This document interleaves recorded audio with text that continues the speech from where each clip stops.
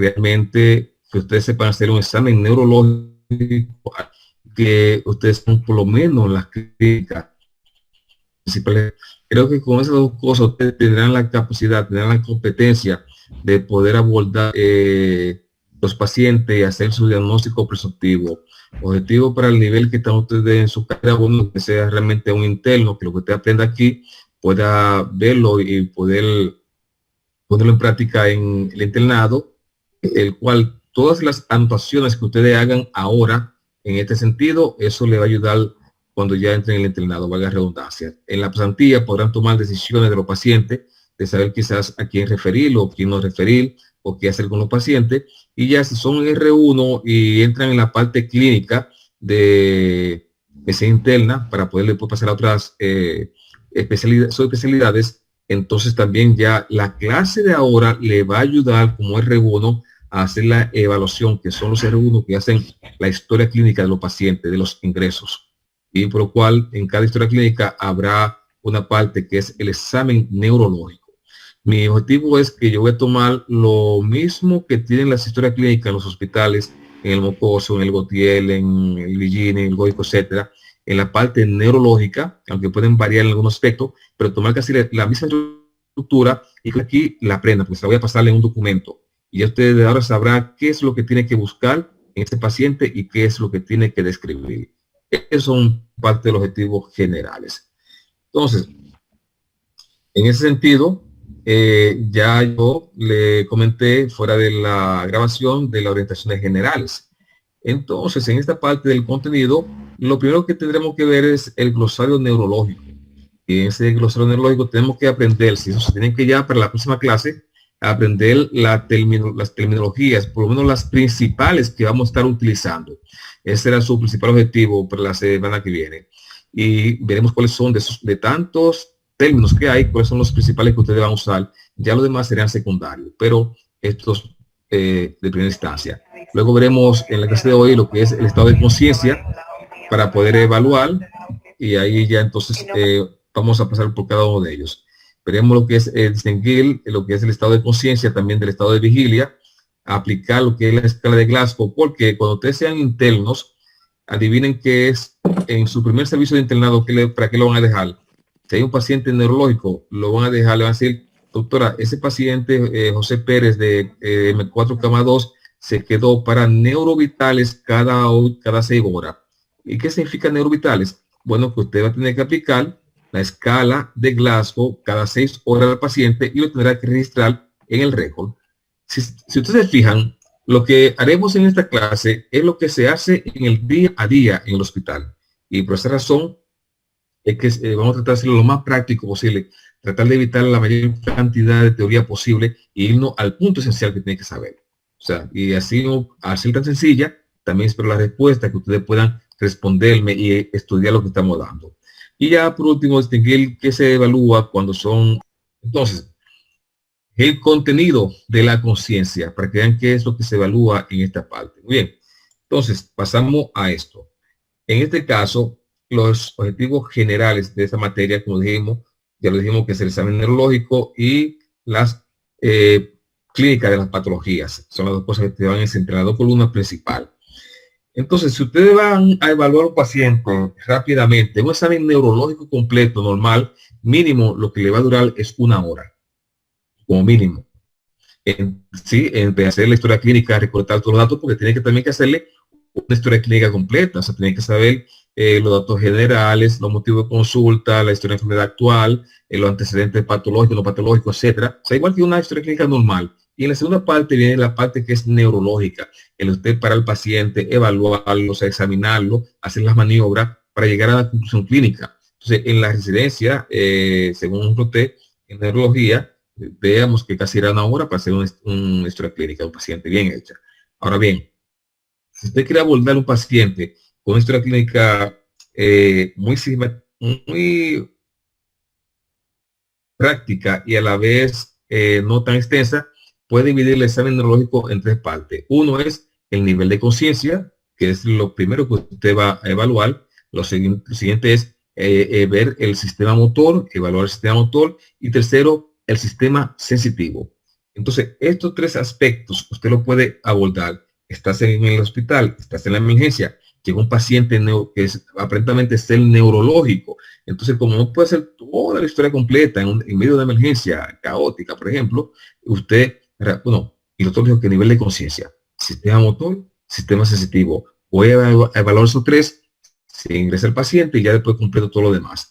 En ese sentido, entonces, veremos que el nivel de conciencia, entonces, ya ahí vamos a ver todo, dice que he visto anteriormente, pero vamos a ver ahora, aspectos que son muy importantes, que son los siguientes.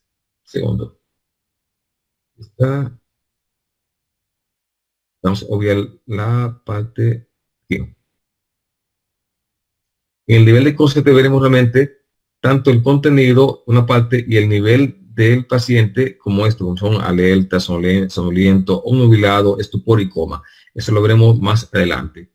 Ya en la parte de que sigue, entonces, el sistema motor, ahí entonces veremos, podemos iniciar con los pares craneales.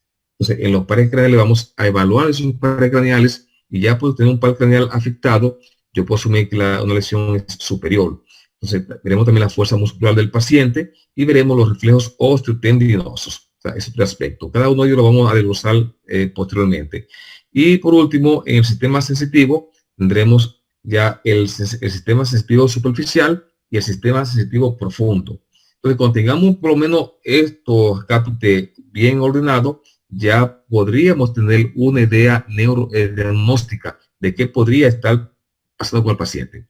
Ahora bien, fíjese algo, en el sentido de que te llega el paciente y tienes que evaluarlo, la primera pregunta que te harías en ese caso sería la siguiente. Lo primero que tienes que preguntarte, Hazel García, lo primero que tienes que preguntarte es, llega el paciente donde ti, viene arrastrando el pie y viene que está hablando estropajoso. Entonces, lo primero que tienes que preguntarte, incluso antes de hacer un diagnóstico, es decirte a ti mismo, ¿cuál vía estaría afectada de ese paciente? ¿Cuál vía estaría afectada y a qué nivel se afectó? O sea, es como una cruz. Una línea vertical, una horizontal. ¿Cuál vía estaría afectada y a qué nivel se afectó? ¿Por qué eso es importante? Porque miren, si ustedes conocen la función de las vías, ya ustedes saben qué van a esperar como manifestación clínica en el paciente. Digamos, un ejemplo muy práctico.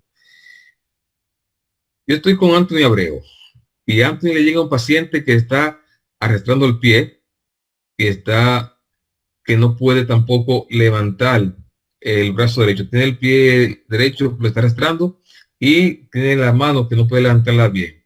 Si yo pregunto qué vía está afectada, yo sabiendo que la vía córtico-espinal, que también se llama piramidal, porque se ven como si fuera una pirámide donde se forma.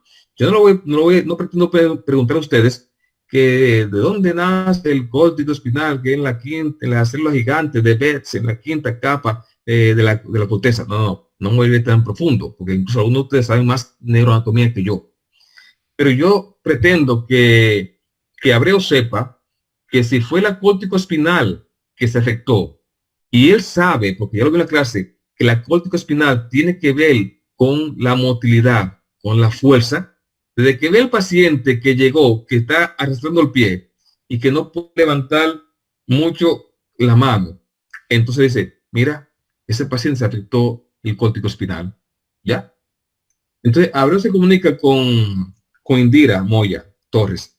Dice, otra Torres, le voy a mandar un paciente al segundo piso que tiene la vía córtico-espinal afectada. Él no le dijo cuál es la manifestación, pero ya Torres sabe que como es el córtico-espinal y de qué se encarga el córtico-espinal, pues, Torres, Indira, ¿con qué se relaciona la vía córtico-espinal? Que le acabo de los decir. movimientos sensitivos. No, en sentido general de los movimientos, de la motilidad motora. del movimiento. ¿Usted vio eso que hizo Anthony Abreu en la cámara? Que hizo como así, con la mano en la cara. Eso es gracias al córtico espinal. O sea, ese momento que le tiró un ching la cara, eso es el córtico espinal. O sea, porque ahora, y lo que está haciendo ahora Mateo, Stalin Mateo, que se está como rascando la cabeza. Cuando Mateo levantó esa mano, realmente hubo una orden que pasó del hipotálamo a la corteza cerebral, y la corteza la interpretó, la decodificó y la mandó hacia atrás, y entonces hizo que la mano subiera y se rascara la cabeza. Si él tuviera el córtico espinal afectado, entonces quizás él hubiese tenido dificultad para rascarse la cabeza. ¿Se entiende? Un poco de ejemplo, sí, porque por eso yo llamo neurología ridículamente simple, para que ustedes comprendan. Al final el objetivo es que cuando usted esté en la emergencia allí y te llegó el paciente arrastrando el pie, que no levante la mano, que está con la boca torcida, que tiene un estropajo, etcétera, ustedes digan, bueno, aparte claro de que si se afecta un par craneal u otro, pero por lo menos la parte de la motilidad se afectó. Ah, mira, se afectó tipo espinal o el piramidal, ¿ya? Entonces, habrá una práctica donde ustedes van a buscarle la función de cada uno de los principales tractos o vías neurológicas, la función, para que entonces yo ponerle un caso donde yo le doy la sintomatología y usted que me va a dar a mí a cambio. La vía que está afectada. La vía que está afectada. Entonces, no vamos a convertir en Dr. House, porque cuando Stalin Mateo se pone su bata blanca y diga was ahí en el brazo y entre como todo un doctor y ve a un paciente que entró por la puerta arrastrando y diga directamente, mira, se afectó el córtico espinal, vamos a hacer un neurológico, a la tomografía, pues ya sabe lo que él está esperando del paciente.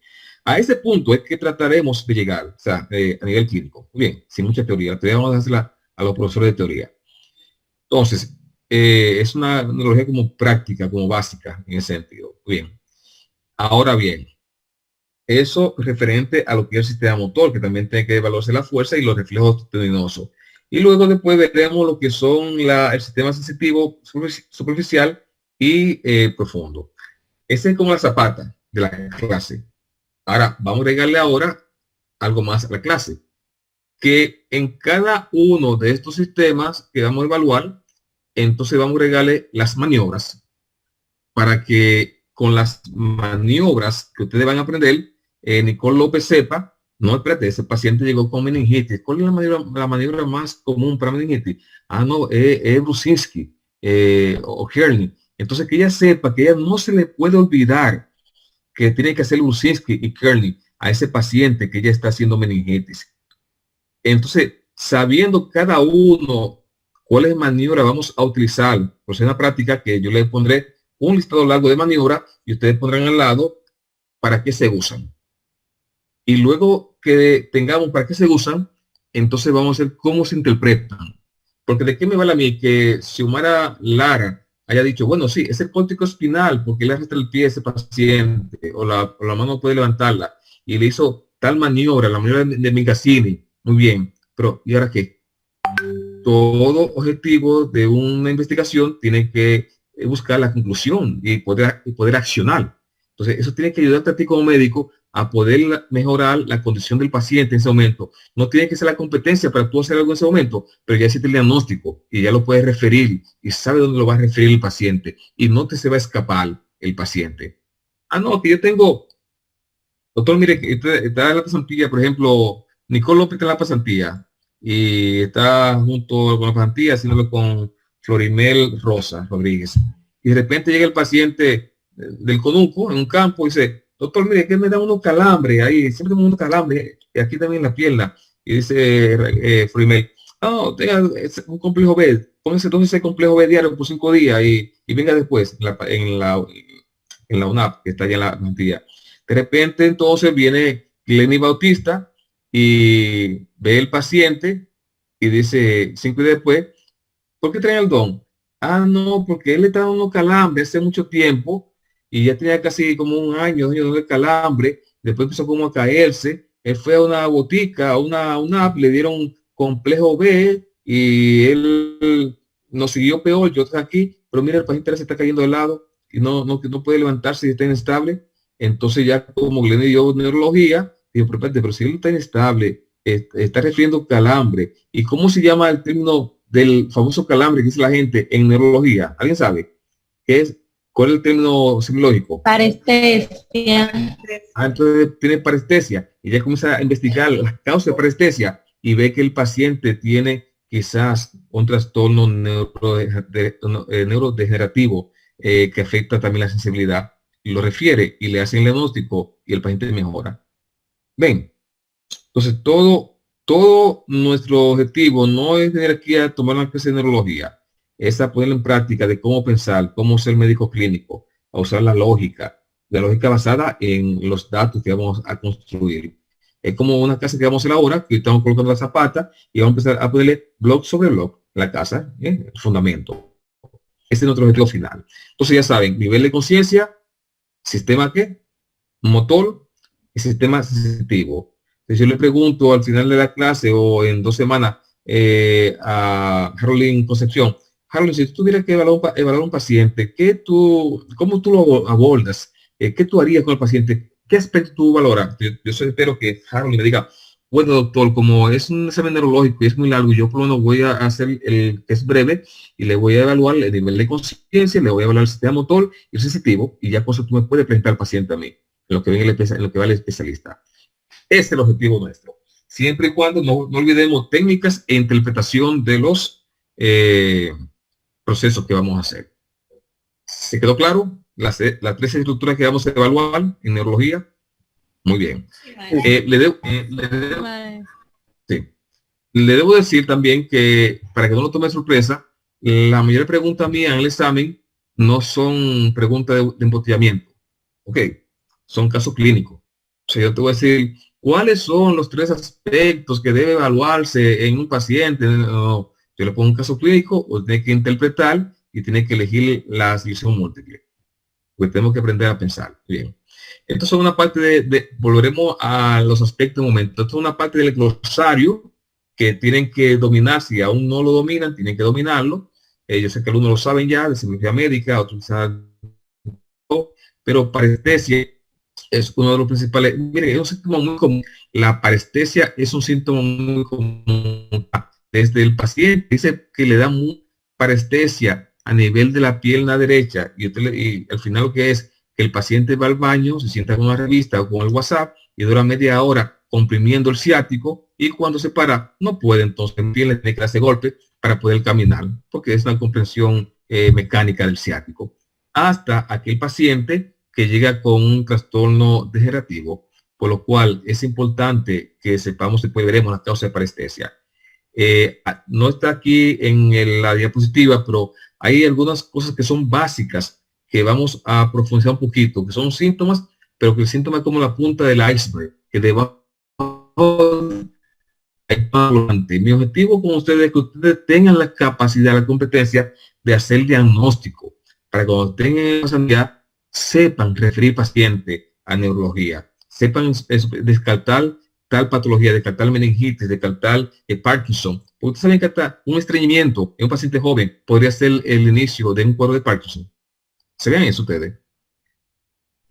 Sí, que hay síntomas tan ambiguos, tan leves, que son tan comunes, que podría ser el inicio de una serie de síntomas posteriores que van a terminar en un Parkinson. Entonces, ese tipo de cosas que queremos nosotros desarrollar. Entonces, ya parestesia lo dijeron que era. Parecia, ¿qué es?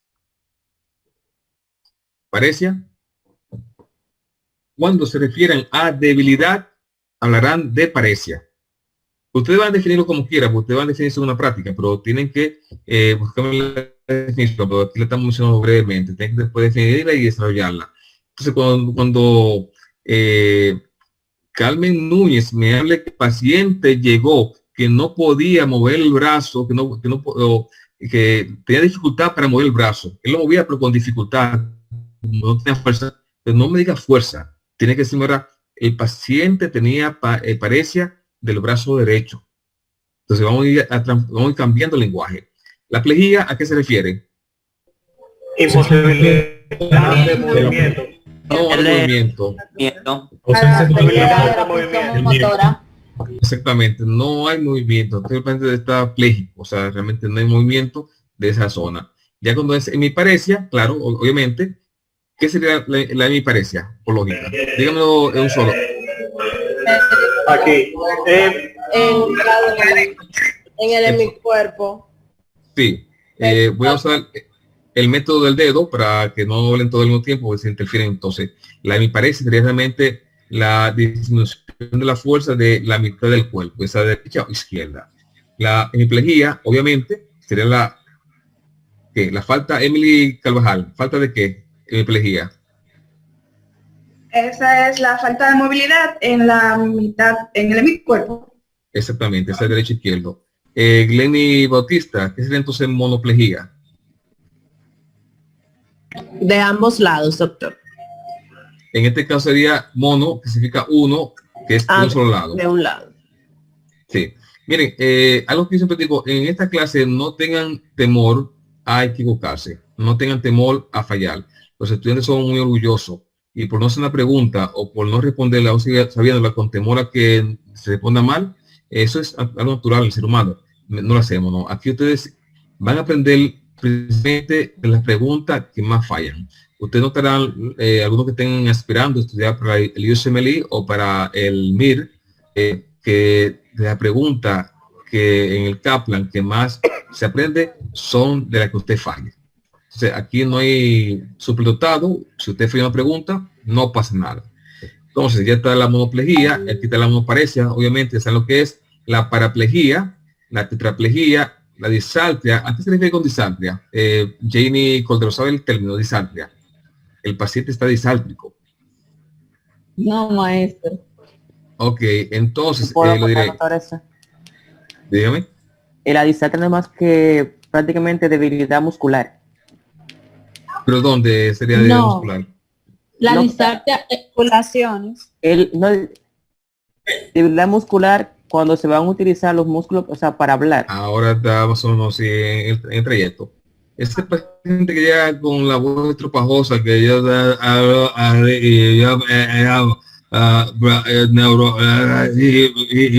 sea, que habla así como si fuera un borracho con la voz. La gente lo describe como voz estropajosa. Entonces, ese es el paciente disáltrico. Entonces, no vengan a mí que no, que el paciente habla como un borracho. No, usted es estudiante de neurología. Entonces, usted es estudiante de todo Brito, que es una estrella, y de la doctora de Ramírez, que es otra superestrella. Entonces, ya no me diga que habló, no. El paciente está disáltrico. Está hablando, o sea, el familiar me dijo que él está hablando estropajoso. Por eso en la historia clínica se dice disartria. No tengo consulta disartria. Disartria descrita como que el paciente hablaba estropajoso. Así que se ve en la historia. Ya saben lo que es disartria. Y la afasia, en este caso sería afasia en casilla. ¿Sabe qué? ¿Quién habló? Yo, maestro. Diga. Mario de la Cruz. Es con respecto a distancia y afasia. Y nosotros vamos a la afasia, se caracteriza también por una incapacidad o dificultad de comunicarse mediante el lenguaje. Pero esto puede ser dado por lesiones a nivel cerebral, por paralia de Broca o de Wernicke. Mientras tanto que la que comentamos anteriormente era más por la incapacidad de mover los órganos fonadores, como la lengua, también las cuerdas vocales y el movimiento articular de la... Exactamente, en la disartria realmente ya hay un trastorno a nivel ya muscular. En la fase, como veremos, ya en la clase ya es algo un poco más profunda por las áreas que se afectan a nivel cortical del cerebro. Entonces el paciente, ya eso lo veremos más adelante, tendrá hay varios tipos de afasia. Y entonces lo que trataremos de hacer es verificar cuál tipo de afasia y dónde está la lesión. Recuerden la primera pregunta de neurología, ¿dónde está la lesión? O sea, ¿qué se afectó y a qué nivel? Siempre recuerden esa pregunta. Y ya cuando yo hable de déficit neurológico o de igual que focalización, el paciente que está afectado por una lesión neurológica. Es que si el paciente llegó y el paciente no puede realmente elevar los brazos o que no puede, él mueve todo, pero no mueve la pierna izquierda, entonces digo, vea, el paciente está focalizado, que es igual, el paciente presenta un déficit neurológico, que puede ser el movimiento, o sea, etcétera, etcétera. Pero ya esos son lenguajes que ustedes lo van a buscar, ya les lo mando después y lo van a desarrollar. Bien. Entonces, aquí hay una estructura que ya la veremos en otra clase, pero sobre todo quiero que aprendan y vean la función del partido político que yo declaré como MPB, es el partido político del MPB, que es el M de mesencéfalo, el P del puente y la B del bulbo raquídeo. B es encéfalo, puente y bulbo, porque hay muchas estructuras que pueden lesionarse y dar manifestaciones neurológicas. Al igual también que hablaremos de un tema que no está tampoco todavía en esta diapositiva, que es el trastorno o síndrome cerebeloso en el futuro. Entonces, aquí están, yo le mandaré la diapositiva al final de la clase. De aquí están las diferentes terminologías que hicimos, la monoplegia, la displejía, miren aquí, displejía, que son de 2 miembros, la hemiplegia, la mitad de un cuerpo, la monoplegia de 1. O sea, es una forma ilustrativa de que ustedes vean la terminología. Ahora bien, yo se la pongo en bandeja de plata, pero la próxima clase sabe que yo le voy a preguntar con el dedo, o sea, al azar. Entonces ya sabe que tienen que repasarla. Muy bien, eso lo paso yo ahora. Entonces, miren, ya entrando en lo que es la conciencia, o sea, ya en este caso, hay compañeros esperando que usted lo haga en la sala de espera. En la sala de espera, segundo, hay que haberlo dicho, pero vamos a buscarlo. ¿Entraban ahora o faltaban ese tiempo? Ellos lo están esperando a que lo acepte. Ya acepté. Entonces, en el sentido consciente, en el sentido del estado de conciencia, vamos a ver estos diferentes aspectos. Si esta sesión se cae, volvemos a entrar, pero ya la que faltaría, no acabamos antes de tiempo, no duraremos toda la sesión completa. Es para poder terminar. Entonces, todos los estudiantes tienen que dominar estos conceptos, todos. Yo necesito que los estudiantes sepan distinguir todos los diferentes estados de la vigilia.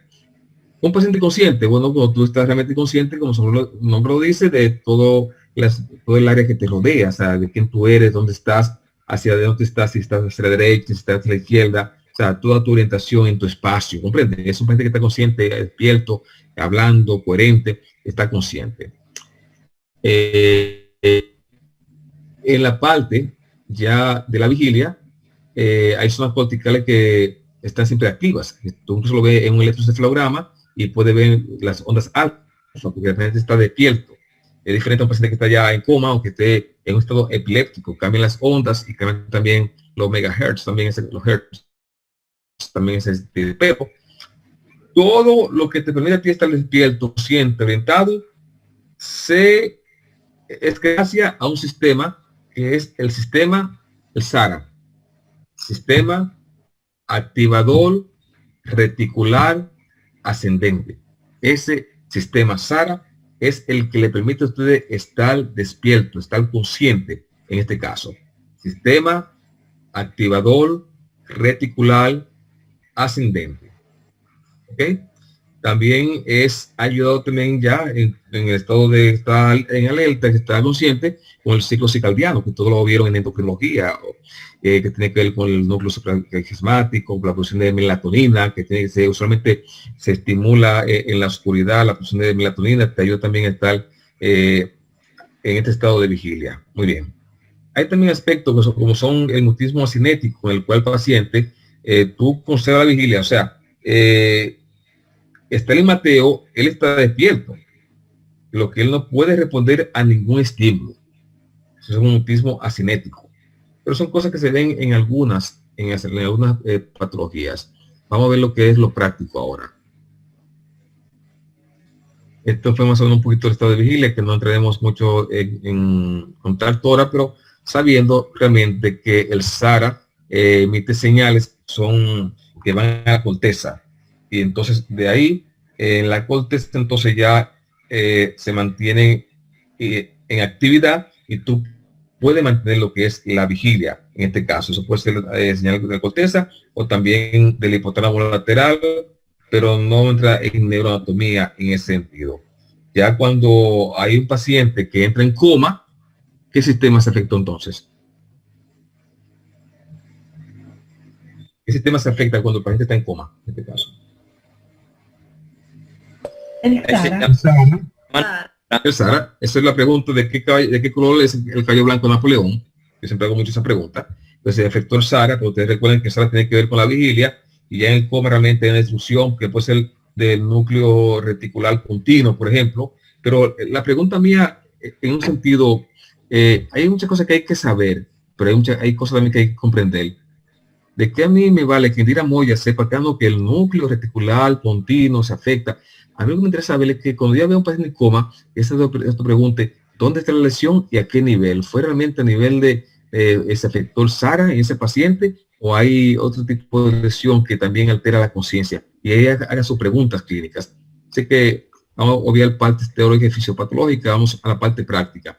Los diferentes niveles de vigilia que todo estudiante no puede salir sin saber de esta clase, que son los siguientes.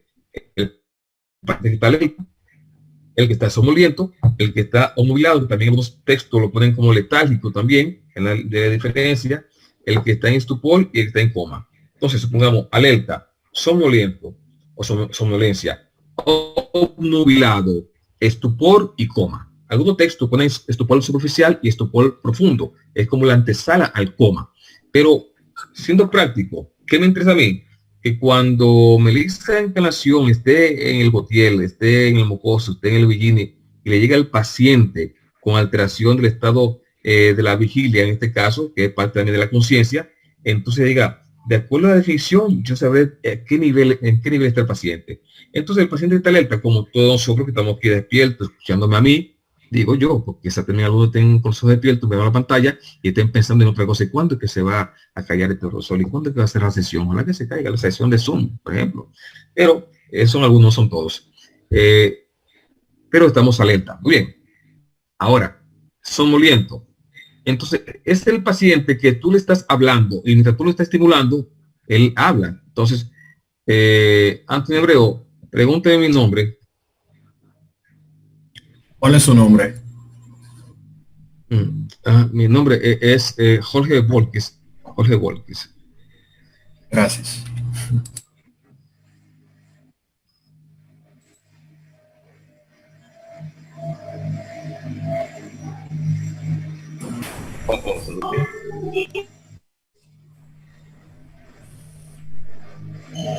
Se murió el paciente. Básicamente, si no le hablan, se quedó ahí. Una pregunta. Hay que Doctor entienda que Borges, yo veo el salio de la... Escúchame. Se despertó. Sí, escúchame, sí, dígame. Ya usted sabe por qué yo le llamo neurología ridículamente simple, ¿cierto? Ya están viendo por qué le llamo así. Porque lo que importa es que tú entiendas lo que tú vas a hacer, lo que vas a evaluar y lo sepas interpretar. Viste que si tú paraste, no sé si tú te das cuenta cuando tú preguntaste, que me preguntaste y caí rendido una vez y después se quedaron todos callados y qué pasó con el doctor. Cuando tú dejas de provocar el estímulo al paciente, ¿qué hace el paciente? Vuelve y deprime el nivel de vigilia y se duerme. Es el paciente que está somnoliento. Yo creo que usted ya nunca se olvida eso. Bien. Luego está lo que está el paciente obnubilado, que es incapaz de reflexionar. O sea, es un paciente que puede estar despierto. Denme un segundo. Que volvemos a los tiempos, papi. Ok. Entonces, es un paciente entonces que está obnubilado, que está muy lento. El paciente es incapaz de reflexionar cuando está hablando contigo, o sea, tú lo estimulas y te lo paciente bradisíquico, o sea, la gente está como en el aire, un paciente que tú tienes que provocar un poquito más de un estímulo vigoroso para poder despertarlo, ¿comprenden? Y cuando se despierta, no se conecta completamente. O sea, yo me desperté y me pregunté el nombre, digo, Jorge, y me duele. O sea, está hasta cierto punto como hasta incoherente a veces el paciente. Es un paciente que está obnubilado. Antes de la obnubilación hay otro término que está ahí, que es el letárgico, que es un paciente que está durmiendo, tú lo estimula, un estímulo leve, y luego él se despierta, pero como que no se logra conectar bien, está lento, está el pensamiento muy, sí, está como confuso, yo. Como cuando esté almacenado o comido.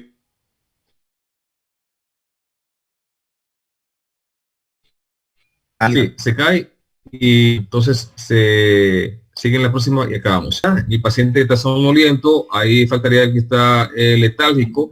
Es un paciente que está somnoliento, está lento, pero que para despertarlo tiene que aplicar un estímulo leve. ¿Comprende? Ya que se no tanto llamarlo, moverlo, o sea, menearlo, doctor, fulano, José. Entonces, va a aplicar ciertos estímulos, pero no tan profundo.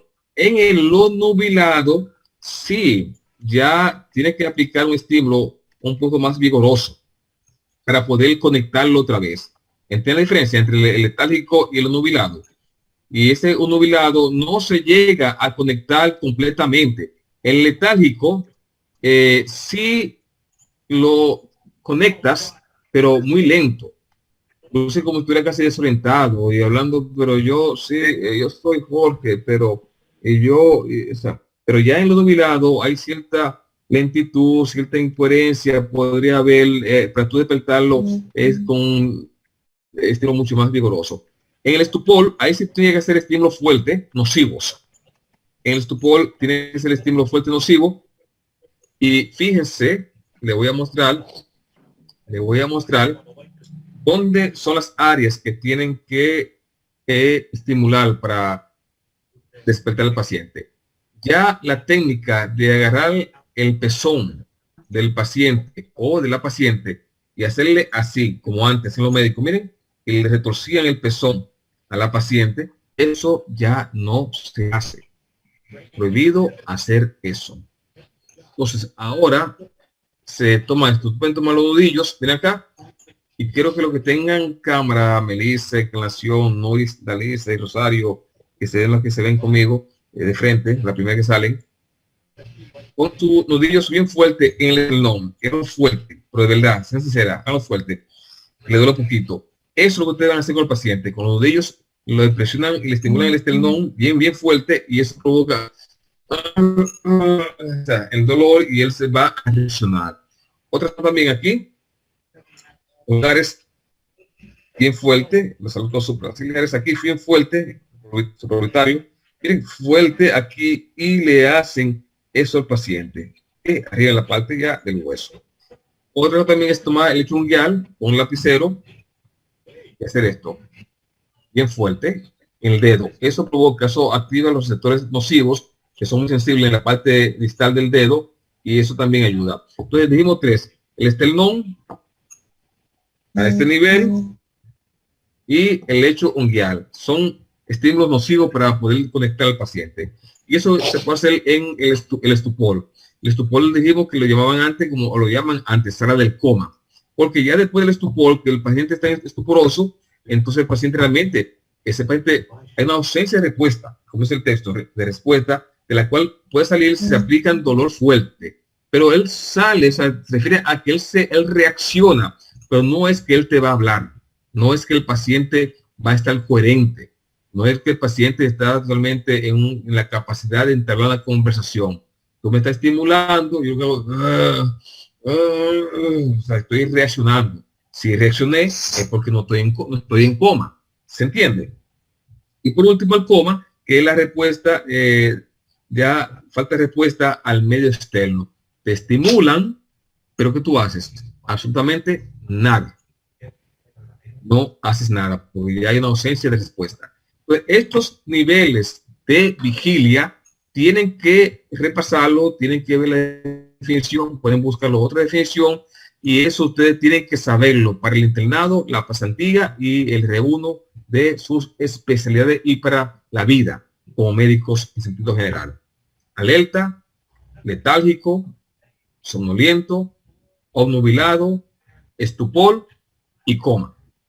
Yo la semana que viene le pregunto, por ejemplo, a Ezequiel de la Cruz, doctor Ezequiel de la Cruz, dígame cuáles son los niveles de vigilia que usted conoce. Yo espero que él me diga los 5 o 6 niveles de vigilia en ese mismo orden. Yo pregunto a Antonio Abreu, dígame lo que es un paciente estuporoso. Entonces, ya que sea con tus palabras o con algo que tú hayas investigado, pues me diga la definición del paciente estuporoso. Así a cada uno le voy preguntando cosas y repasando, y ustedes verán que ni siquiera precisamente tendrán que estudiar mucho. Estos son los niveles de vigilia. Muy bien. Estamos todavía en la conciencia. Entonces, en la conciencia evaluamos el nivel de el contenido. Te van a dividir cosas. ¿Cómo tú evalúas la conciencia? ¿Cómo tú lo haces? Bueno, yo evalúo qué es el nivel de vigilia y también evalúo qué es el contenido de la conciencia. Entonces, en el contenido de la conciencia, vamos a evaluar, empezar con el Glasgow. Pero en el contenido, o sea, usted podría, en el contenido de la conciencia, antes de empezar con el contenido, usted podría evaluar la escala de Glasgow para ver ya si qué tan profundo está el paciente. Porque aquí, de acuerdo a la puntuación que usted le dé, usted sabrá la profundidad de la alteración de la conciencia del paciente. Entonces, cuando usted lo dejan para neurovitales en el hospital, lo dejan para hacer el Glasgow. El Glasgow solamente lo mencionaremos hoy. Usted tendrá la tabla, usted ya saben todo lo que es el Glasgow, aquella famosa escala que se hizo para evaluar los traumas craneoencefálicos. Usualmente de los primeros fueron allá en Europa, en la parte de cerca de la ciudad de Glasgow. En este sentido, hay 3 respuestas a las que vas a valorar: la ocular, la verbal y la motora. Ustedes todos saben eso. Entonces, en la ocular, el máximo es 4. Donde si tú encuentras al paciente con los ojos abiertos, le das un 4. Si el paciente está durmiendo y tiene que llamarlo como el doctor, fulano, ¿cómo estás? Tiene que hacer una orden verbal y abre los ojos, le das un 3. Si él no abre los ojos, ni espontáneo, ni la llamada verbal, entonces tú le estimulas. Sedano, Rosania, ¿cuáles son las áreas de estimulación nociva que dijimos ahorita?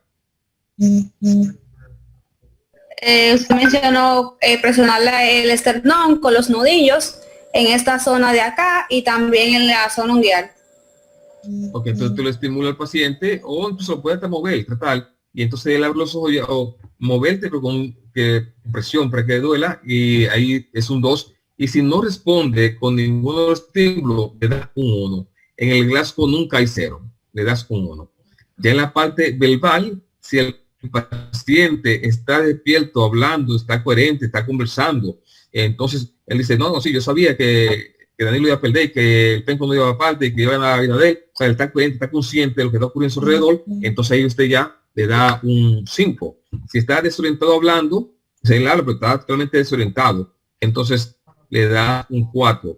Si está conversando contigo, lo que está diciendo son palabras inapropiadas, entonces es un 3. Si el sonido que está haciendo es incomprensible, es que yo no sé si usted no comprende lo que está diciendo, le das un 2. Y si no hace nada, ¿cuánto le das?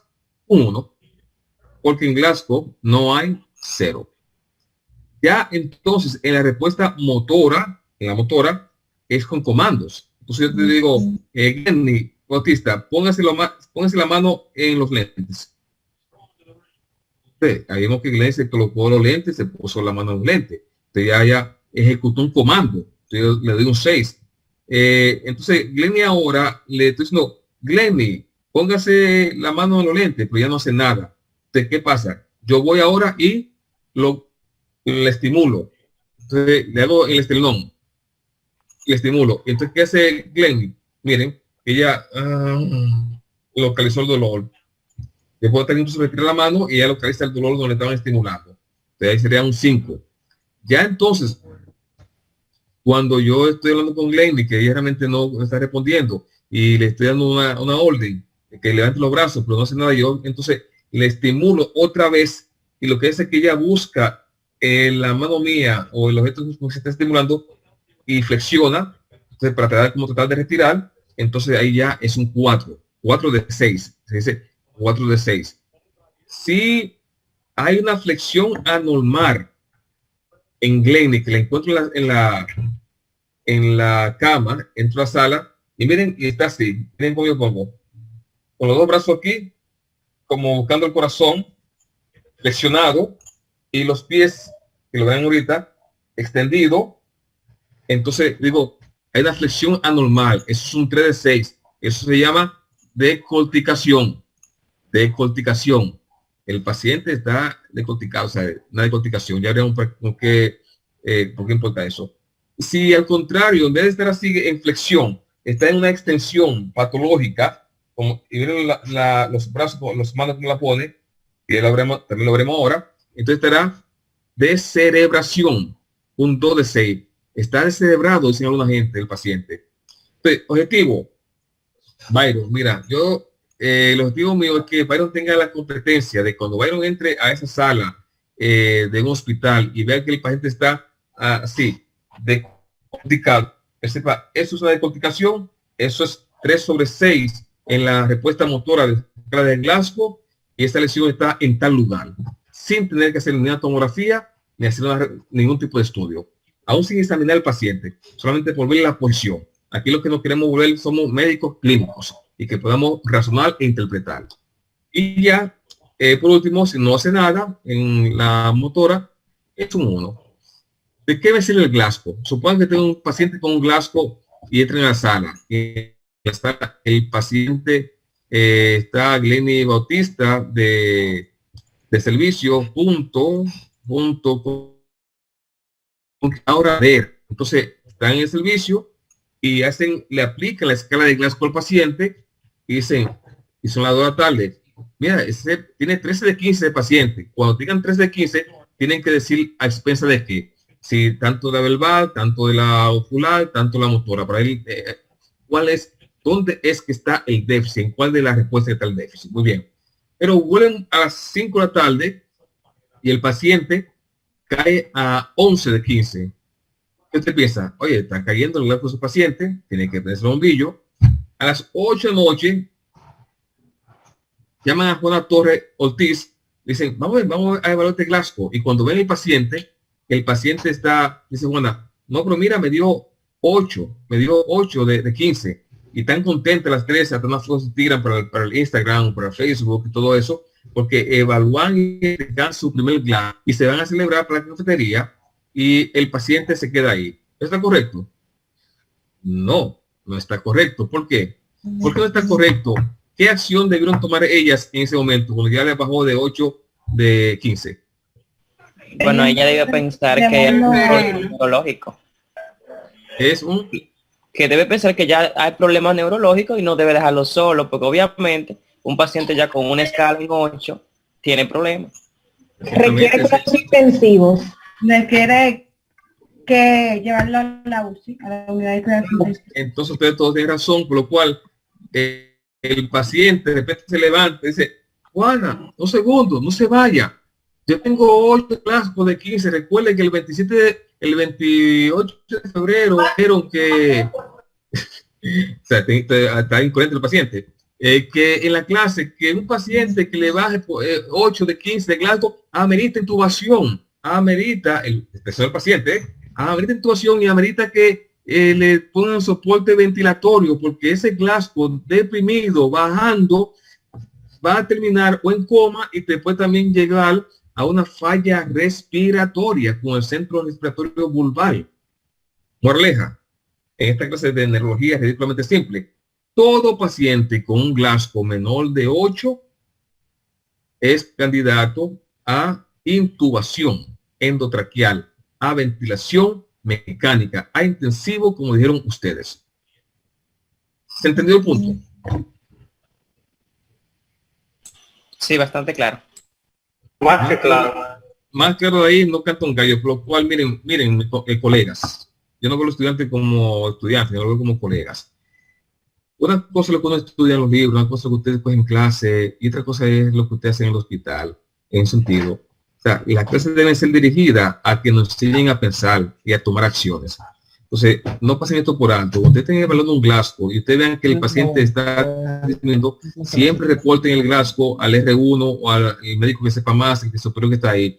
No lo dejen así. Un Glasgow ya en 9, mucha gente en algunos hospitales lo intuban, otros solamente tienen 8 como parámetro en ese sentido. Ok, entonces ya saben, Glasgow evalúo el nivel de alteración del estado de conciencia del paciente en general, y me sirve para tomar decisión también de cuándo intubar o no al paciente, porque o sea, es uno de los parámetros de las indicaciones de intubación endotraqueal. Ese es el objetivo del Glasgow. Le dejo aquí claro. Ahí es el glaso común. Hay un glaso que es un poco modificado porque después vieron que hay pacientes que un paciente llega con un trauma craneoencefálico y está con los ojos muy edematizados que no lo puede abrir y va a medir esa inclinación a decir, José, y él no puede abrir el ojo o los ojos. ¿Qué tú le vas a dar entonces? Uno, pero espérate, el que no lo puede abrir, no porque hay una alteración de la conciencia, sino porque tiene un trauma y los ojos están totalmente dematizados, ¿comprenden? Entonces, en ese tenor es que se ha visto una nueva escala de Glasgow donde se valora ese aspecto, que luego lo veremos, entonces lo veremos también. Pero en sentido general se entendió el punto de Glasgow. Vimos el nivel de vigilia hasta ahora y vimos el Glasgow. Muy bien.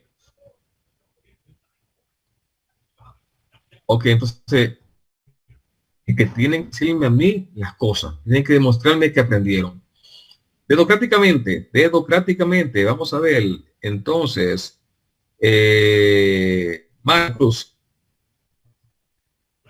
Mario de la Cruz, un paciente que llegas donde él está con los ojos abiertos, ¿cuánto tú le das? Los 4. Los 4. Habla contigo y está orientado. ¿Cuánto le das? 5. 5, van 9. Y tú dices que levante la mano y la levantó. ¿Cuánto le da en la rotura? 6. Sería 6, 12. 15 de 15. 15 de 15. Muy bien, puede ser real. Entonces ya ustedes ponen en el récord Glasgow una G y pone 15 sobre 15. Ya yo sé que está alerta, está todo muy bien. ¿Quién quiere hacer la segunda? Ok, Melissa fue la primera que dijo, hágalo. Yo. Al dolor, ¿cuánto le das? Un 2 sería. Un 2. Tú lo llamas y tiene palabra inapropiada. ¿Cuánto le das? Un 3. Un 3. Y después le dice que realmente que levante la mano y no hace nada y tú le estimulas y hace una retira en flexión. Se flexiona la mano y retira. ¿Cuánto le das? Le daría un 4. ¿Cuánto tiene? Quedaría un total entonces de 9. 9 de 15. Muy bien. ¿Quién quiere ser la que viene? Yo. La más difícil. Vamos a hacerla a Ana Paula Cruz.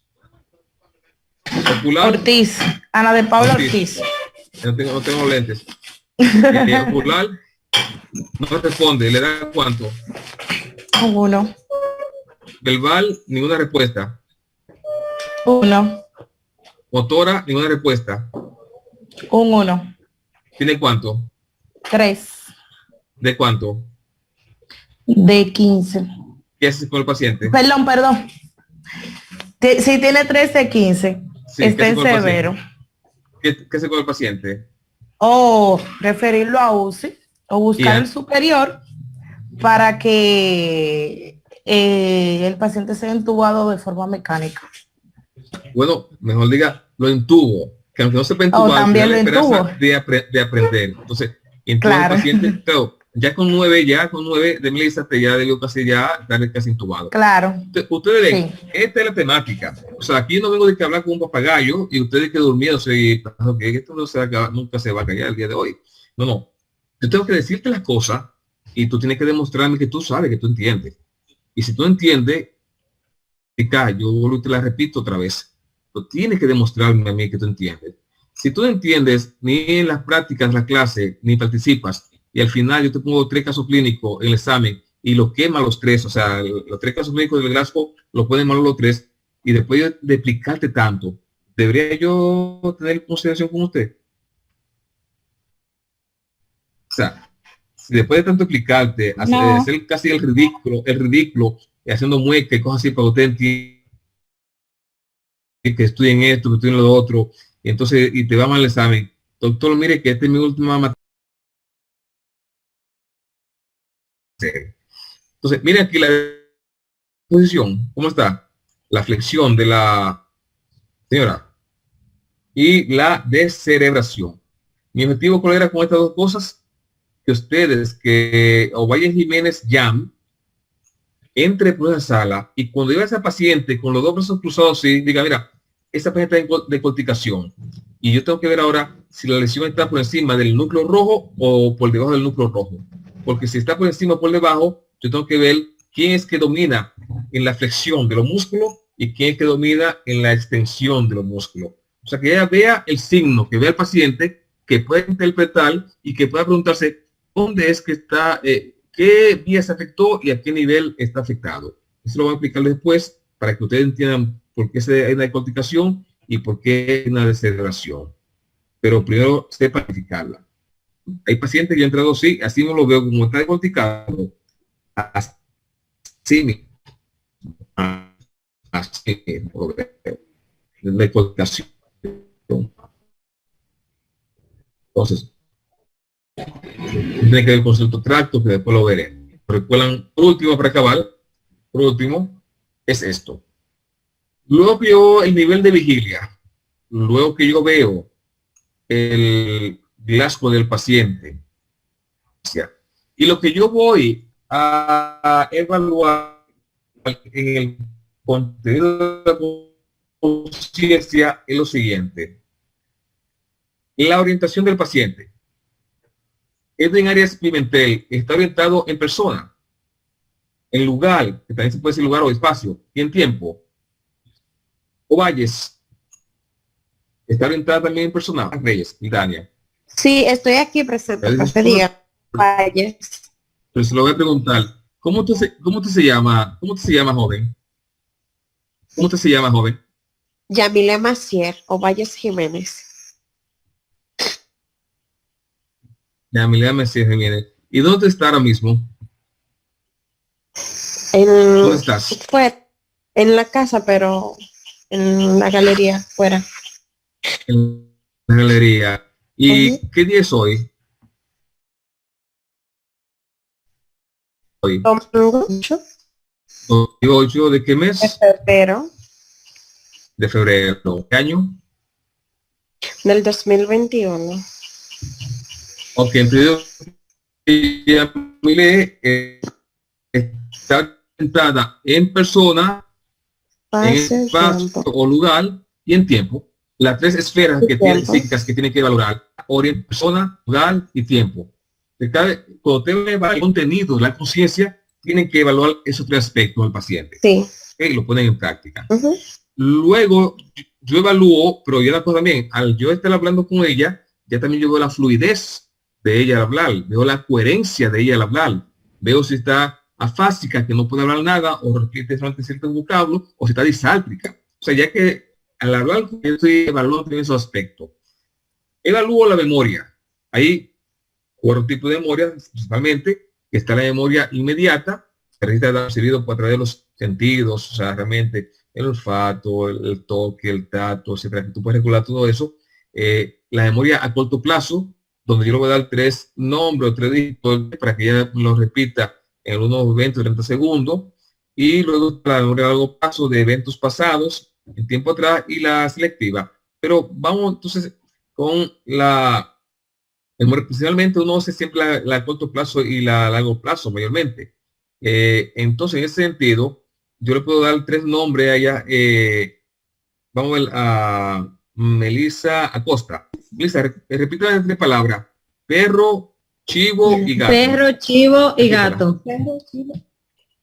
Ok, entonces, como le decía, usted va a evaluar la memoria de ese paciente y luego ya entonces verificará si hay un trastorno de la memoria que le pueda llevar a ciertos diagnósticos posteriores. El lenguaje dijimos que lo podemos ver ya cuando estamos hablando con el paciente y le preguntamos sobre si está orientado en persona, en lugar y tiempo. El juicio. Entonces, en el juicio tú tienes que tomar al paciente, darle un refrán y ver si el paciente puede interpretarlo, o una pregunta jocosa y ver si el grado de abstracción del paciente. Yo le pregunto a Michael Otañez. Michael Otañez, ¿qué significa ese famoso refrán que dice: estudiante de neurología que se duerme, se lo lleva la corriente? ¿Qué interpretas con eso? ¿Qué significa eso? Estudiante de neurología que se duerme, se lo lleva la corriente. Bueno, yo puedo suponer que si no está atento y se duerme, obviamente se va a quemar. Se va a quemar. Entonces, usted le pone un refrán al paciente y ese paciente debe interpretarlo. Señor, ¿qué significa de tal palo tal astilla, por ejemplo? O cabrón que se duerme en su vida corriente. Pero si son como yo, como el chavo, por ejemplo, que nunca sabe un refrán completo, quizá él no tampoco sepa. Entonces busca algo mejor y le buscan Emily Carvajal. Emily, ¿por qué es malo irse con el hombre ajeno? Bueno, porque eso está mal, eso es inmoral. Es inmoral. Si me dice que eso está mal, yo no te valoro muy bien, en ese sentido, pero ya dijiste la palabra inmoral, yo sé que tú sabes lo que quiere decir, interpretar que es algo incorrecto socialmente, y yo sé que tiene ya un poder de abstracción, de interpretación correcto. Entonces usted le dan o una pregunta rara, le pregunta a Elaine Santos, ¿por qué es malo robar, Elaine Santos? Perdón, ¿Por qué es malo robar? porque es algo incorrecto, porque es Ok. malo tomar lo que no es suyo, porque no se debe. Exactamente, exactamente. Entonces tú no haces una pregunta rara a un paciente que llegó del Limón de Jimaní o de Cotucú de la Vega, de un campo, y le va a dar una pregunta exótica, ¿no? Una cosa común que pueda interpretar, y usted entonces valora el juicio del paciente. ¿Quién fue que ahorita respondió las 3 preguntas que yo dije que repitiera? Melissa, Melissa, repítame las 3 preguntas, por favor, las 3 palabras. perro, chivo y gato. Yo sé que la mitad de ustedes ya se le olvidó las 3 palabras, que te van a estar riéndose ya algunos, pero por lo menos eso es lo que ustedes van a hacer con el paciente. Le van a dar 3 palabras que le repita y él en 20 o 30 segundos, entonces verán si esa memoria a corto plazo está intacta o tiene dificultad. O si no también, si era algo profesor. Dime, Catherine Díaz, ¿qué tú desayunaste, comiste esta mañana? ¿Qué desayunaste esta mañana? Una tostada de queso. Una tostada de queso. ¿Tú te recuerdas cuándo fue que saliste de bachillerato? ¿En qué año? Sí. ¿En qué año fue? ¿En qué año fue? 2017. En 2017. Y así me voy un poco más lejos y voy buscándote a largo plazo las memorias. ¿Se están dando cuenta cómo ustedes van a evaluar la memoria del paciente? Tanto la de corto plazo, largo plazo. Ya se la selectiva un poquito más fina, pero por lo menos la memoria de corto plazo y largo plazo ustedes la pueden evaluar en ese sentido. Entonces, ya por último, porque acabar la clase, vamos entonces con lo último, cálculo. Usted le va a dar al paciente un cálculo, una aritmética, no le van a pedir el coseno ni la tangente, no, nada de eso que ustedes odien y que por lo cual lo motivó a meterse en medicina, viéndole a esa geometría, esa matemática, sino que le van a dar una suma muy sencilla de personas sedando. ¿Cuántos son 2 y 2? Sedano, Susana.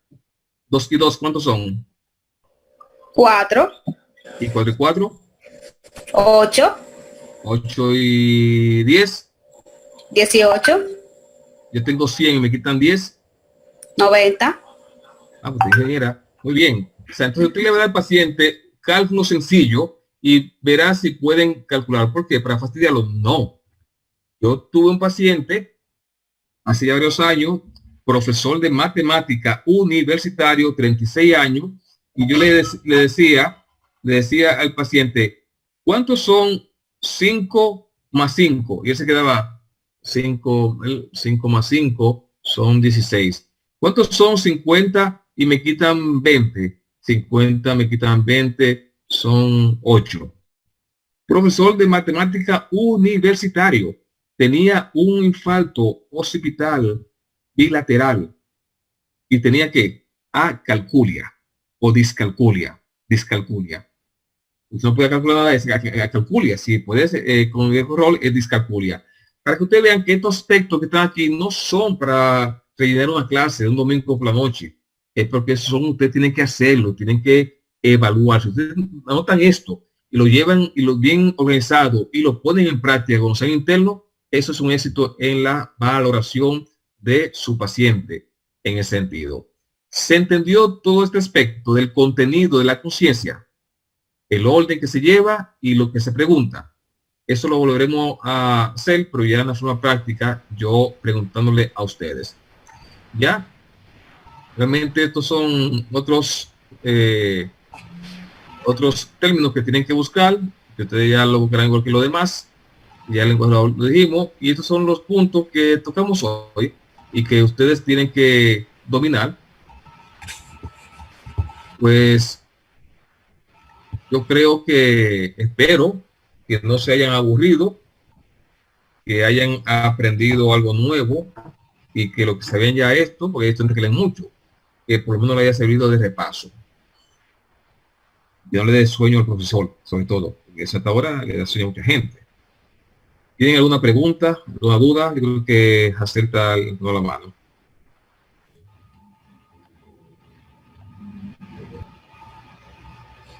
A pesar que había levantado la mano. No se escucha, García. No se oye.